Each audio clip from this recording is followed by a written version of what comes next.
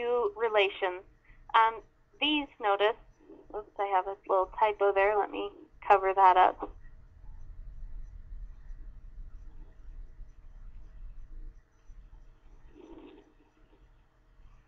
I apologize for that. This is supposed to be y equals -2. Doesn't really matter, just getting some examples. Okay, our first one is x is equal to 3. Now what that relation means is that x is always going to be equal to 3, and apparently it doesn't matter what value y is, it can vary as long as x is equal to 3 all the time. Now where would x be equal to 3 all the time? Anytime you have x equals, you are going to get a vertical line at that number, okay? So when it's x equals,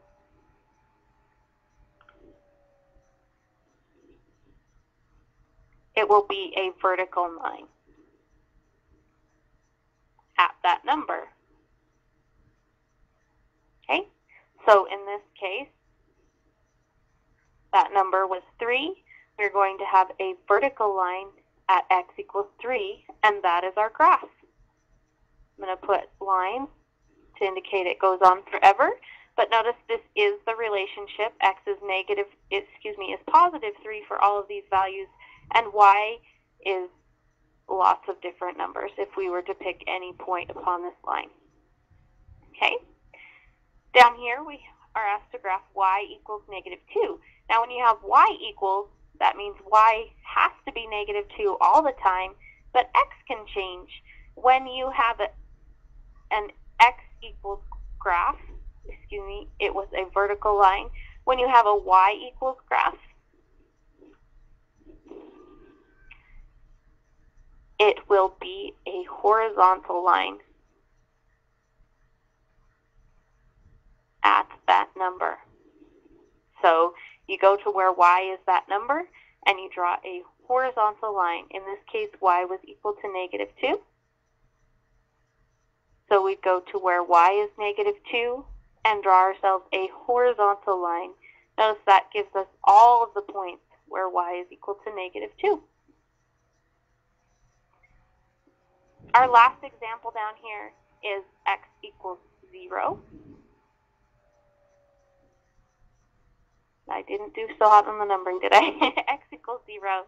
Okay, x equals, remember, x equals gives us a vertical line at that number. Well, where is x equal to 0? Think about it for just a second. What place on the graph is x equal to 0?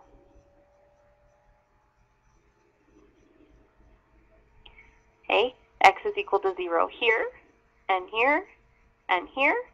We're supposed to get a vertical line where x is 0. What is the name of that vertical line where x equals 0? It is called the y-axis. Okay, it's hard to graph it because we really can't shade the y-axis to show there's a line there. It's kind of tough. But know that the line x equals 0 is the y-axis. On the other hand, the line y equals 0 would give us the x-axis. Okay? And again, kind of hard to see on a graph because it's hard to shade an axis, but that's where we get it. Okay, some relations are tough to graph because they do see these little dots at the end. They're called ellipses, and what they mean is that the pattern, whatever pattern we have here, is going to continue forever. Okay, so that pattern's continuity, and notice these are discrete points. They're just individual points on a graph. So we could try to graph this relation. Okay, so we have the point 0, 1, and the point 1, 2, and the point 2, 4. But what you want to be careful about here is that you would not want to draw a line and connect all of those points. The reason we cannot do that is because these are individual points. This is not an equation that includes any of the numbers between them. It is only these points. Now the pattern continues forever, But there's really no way for us to indicate that it's continuing forever because we can't really draw that line. We could instruct the person who's drawing it that it goes on forever. But one thing we could do is identify the pattern for them. So the 0.01, the 0.12, the 0.24, okay, what's happening to the x value each time? The x value is just going up 1 every time, okay? 0 to 1, 1 to 2, 2 to 3, 3 to 4. So for our next point, the x value would be 5, okay? So we could tell the person to just go up 1. Well, what's happening to the y value? We had 1, and then 2, 4, 8, 16. Is there any pattern that you can identify there? Well, I'm going to help you out a little here. This first one, our y value is 1 to the 0 power, or excuse me, 2 to the 0 power, which is 1. Anything to the 0 power is 1. This next one is 2 to the first power, gives us 2. 2 to the second power gives us 4. 2 to the third power gives us 8. 2 to the fourth power is 16.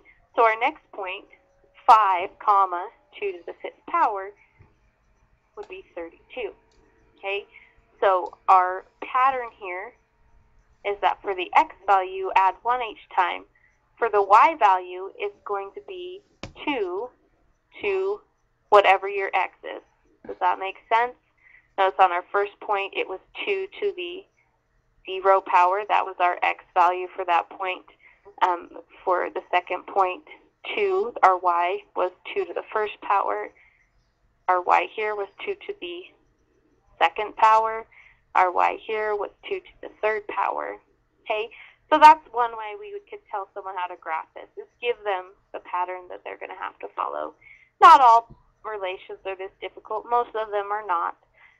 But this is one example of one that's a little more complex and might try us a little bit